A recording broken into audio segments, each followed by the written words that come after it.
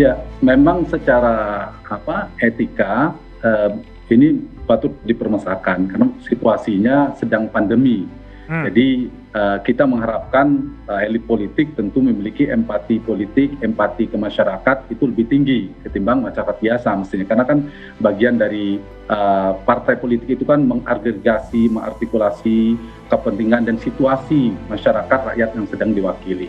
Jadi soal itu ya mungkin etika yang dipermasalahkan, perbincangan di media sosial, munculnya mencibir dan sebagainya. Yang kedua adalah soal waktu juga. Ini juga Pak Jokowi kan setengah perjalanan juga belum, baru 2 tahun, mau menginjak 2 tahun di bulan Oktober, masih 3 tahun lebih. Nah secara itu juga kurang tepat. Tapi yang paling penting menurut saya Mas Budiman adalah sejauh mana efektivitasnya ya dari yang dilakukan semacam ini. Kalau soal aktivitas ini memang saya punya 3 jawaban sekaligus, tergantung perspektif memang. Satu bisa dikatakan tidak efektif atau kurang efektif, yang kedua cukup efektif, jawabannya yang ketiga sangat efektif. Yang pertama dalam perspektif politik elektoral di bidang saya tentunya, politik elektoral ini tujuannya adalah bagaimana menyampaikan komunikasi kepada publik secara membentuk persepsi publik yang tepat, yang positif.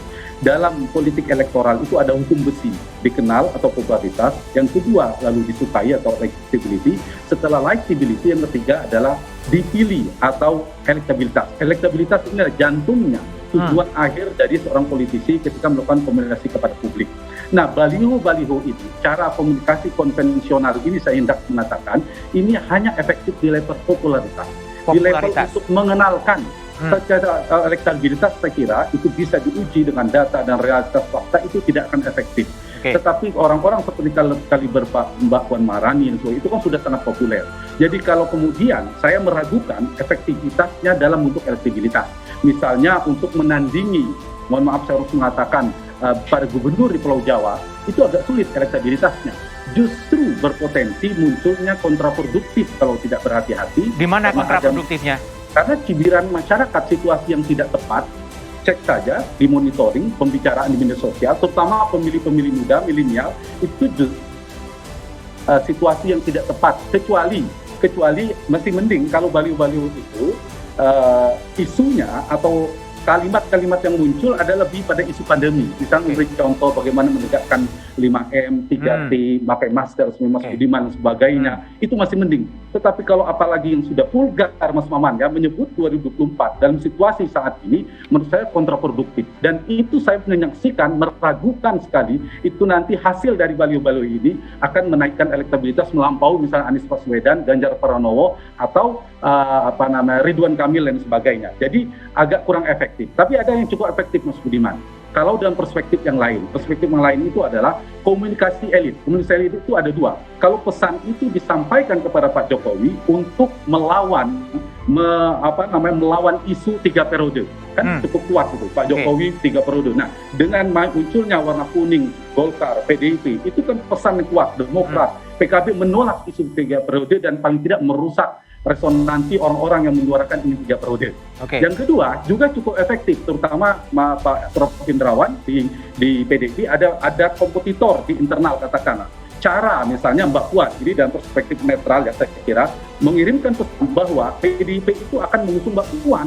Jadi itu juga upaya untuk mengunci ruang gerak manuver Ganjar Pranowo katakanlah ini di PDIP ketimbang Mbak Puan. Jadi cukup efektif di internal untuk persaingan. Dan satu lagi yang sangat efektif ini sebenarnya saya tambahkan saja, yaitu efektif untuk membantu rekan-rekan kita di usaha bisnis baliho, billboard, ekonomi kecil ya situasi saat ini. Apalagi nanti sisanya bisa sebagian di perbicaraan media sosial, sisanya nanti baliho itu bisa menjadi untuk menutup UMKM, warung-warung pecel lele dan sebagainya. Itu sangat efektif. Masih bersama saya Budiman Tandurjo di Satu Meja The Forum. Saya kembali ke Bung Hanta Yuda. Bung Hanta, kalau politik baliho dianggap tidak efektif, kenapa ini kemudian bermunculan pada saat yang sama, mulai dari Mbak Puan, Mas Airlangga, Muhaimin, dan kemudian Agus Harimurti muncul pada saat yang bersama mengisi ruang kosong pada saat pandemi? Sangat tidak efektifnya dalam konteks politik elektoral, Mas Budiman. Komunikasi ke publiknya. Tapi kalau ke komunikasi, dinamika komunikasi manuver politik di elit mungkin bisa dikatakan cukup efektif. Bisa katakan tadi adalah untuk menahan laju kuatnya misalnya isu Jokowi 3 periode atau pengunduran jadwal atau bahkan ada calon tunggal dan sebagainya yang harus dihindari. Oke.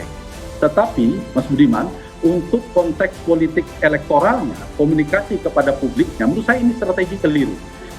Bersolek politik dengan cara baliho yang bertebaran yang sangat banyak itu tidak akan efektif. Justru berpotensi besar menimbulkan kontraproduktif. Kalau boleh saya memberi saran kepada partai-partai ini, hati-hati justru memberikan dampak negatif. Secara strategi keliru. Kelirunya apa? Popularitas mungkin naik, popularitas iya, tetapi kan sukai lalu dipilih. Yang diwakili oleh Mas Najib sebagai sosiolog itu kan membaca secara kualitatif respon pemilih dan sebagainya. Kalau ini banyak kan memberikan dampak negatif. Jadi poin saya adalah secara strategi sudah keliru. Beda. Tadi kan Pak Prof. Indrawan maupun Mas Numan mengatakan tentang sudah melakukan ini ketua umum Mbak Puan, tetapi yang di persepsi publik ini kan politiknya soal baliho, publik. Sayangnya ada soal baliho. Mana yang katanya Pak Erlangga misalnya memimpin penanggulangan itu kan kurang didapatkan publik. Yang justru ditangkap oleh terutama pemilih milenial yang banyak itu adalah ternyata bertebaran dengan menyebut 2004 di tengah pandemi. Nah harusnya itulah Mas Maman yang dikomunikasikan kepada publik. Apa yang sudah dilakukan oleh Pak Erlangga. Secara Pak Erlangga, politik pencitraan itu bukan hal yang negatif jika berbasis pada realitas politik fakta. Sampaikan Pak Erlangga sudah melakukan apa, Mbak Puan sebagai ketua DPR yang tadi Prof. Indrawan bersama rakyat dan PDIP, bagaimana potret persepsi publik terbentuk itu Mbak Puan selalu bersama masyarakat, Erlangga bersama masyarakat. Ini yang terbentuk strategi mengemas isu, mengemas program dan personal brandingnya keliru. Di tengah pandemi harusnya panggung pandemi lah yang dimanfaatkan. Dan poin ini saya ingin mengatakan itulah salah satu yang menjelaskan Ganjar Pranowo, Anies Baswedan dan Ridwan Kamil elektabilitasnya lumayan tinggi. Mereka bisa berselancar di panggung pandemi. Kita coba lihat ya soal tadi Hanta berbicara soal elektabilitas. Kita coba lihat beberapa survei yang kita coba rangkum. Ini survei dari Indo Strategik 23 Maret 1 Juni. Prabowo itu 17,5%, Anies Baswedan 17%, lalu kemudian Ganjar di 8,1%, Ridwan 7%, Sandiaga 6,8%, lalu Tri Risma hari ini 4,1%, Gatot 1,8%, lalu di periode yang di bawah 1% itu Mbak Puan, Pak Muhaimin, dan Erlangga itu dari Indo Strategik ya, yang dibagi klaster. Lalu kemudian dari surveinya Denny JA yang pada klaster 20-25% Prabowo, kemudian pada klaster 10-20 itu Ganjar dan Anies, lalu kemudian di klaster 5-10 Sandiaga Uno dan Mas Erlangga, kemudian di 1-5 itu Mas AHY, Puan dan Erik. Ya, itu dari LSI Denny JA 27 Mei 4 Juni. Lalu ini dari SMRC 21-28, Prabowo di 21,5 ya, kemudian Ganjar 12 dan Anies 12. Lalu kemudian Sandi 5,5, Ridwan 4,4, Ahok 4,3, kemudian Muhaimin 0,9, Puan 0,3, Erlangga 0,1. Nah itu yang ada di situ. Berarti kalau dari data ini Bung Hanta mengkonfirmasi bahwa yang elektabilitasnya based on survei Mas Muhaimin, Mbak Puan, Mbak Erlangga ini memang butuh politik karena rendah, butuh politik baliho ya? Menurut saya tidak. Justru tidak juga. Sebaliknya. Tidak. Itu kita ingin menjelaskan. Emang Anies, Ganjar dan Ridwan Kamil baliho bertebaran? Tidak. Justru itu yang saya katakan, ada panggung strategis. Dan politik kan ada panggung dan momentum politik. Nah, mereka bisa memanfaatkan berselancar dengan panggung politik itu. Jadi cara mengemas isu, program, dan personal brandingnya itu sudah mungkin agak keliru. Mungkin perlu dikoreksi, itu satu sisi. Yang kedua adalah pilihan instrumen mesin politiknya. Mesin politik tadi Pak Najib juga menyinggung. Milenial itu harus disapa melalui digital, konten-konten kreatif di media sosial misalnya, atau di media-media online, di media-media seperti Kompas dan sebagainya. Itu relatif political public relation itu lebih efektif ketimbang political advertising.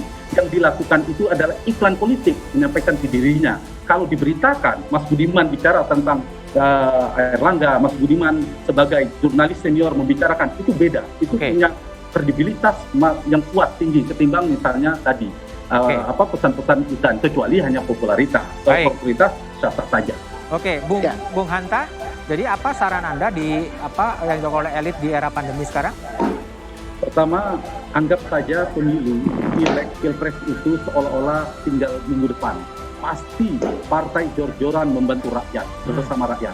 Karena itu buatlah posko-posko seperti tadi itu, posko-posko peduli untuk membantu rakyat dalam situasi saat ini, baik dalam konteks kesehatan maupun dampak ekonomi, sebanyak-banyaknya. Ada siapa nanti, masyarakat akan tahu partai mana yang bersama di era pandemi. Sehingga fenomena keterputusan antara arena siklus 5 tahunan pemilu itu muncul, itu tidak tersambung dengan kerja politik yang dijalankan oleh para politisi. Harusnya disambungkan. Anggap saja pemilu itu setiap hari. Anggap saja pilkada itu setiap hari. Jadi harus dilakukan. Yang kedua, saya kira dari pesan yang dilakukan oleh Mbak Puan, Warapendrawan, soal kepak sayap itu kebinekaan itu positif, bagus memang, tapi agak berat. Itu catatannya saya, agak berat. Jadi dari segi strategi kurang tepat. Dari strategi, saya bicara strategi.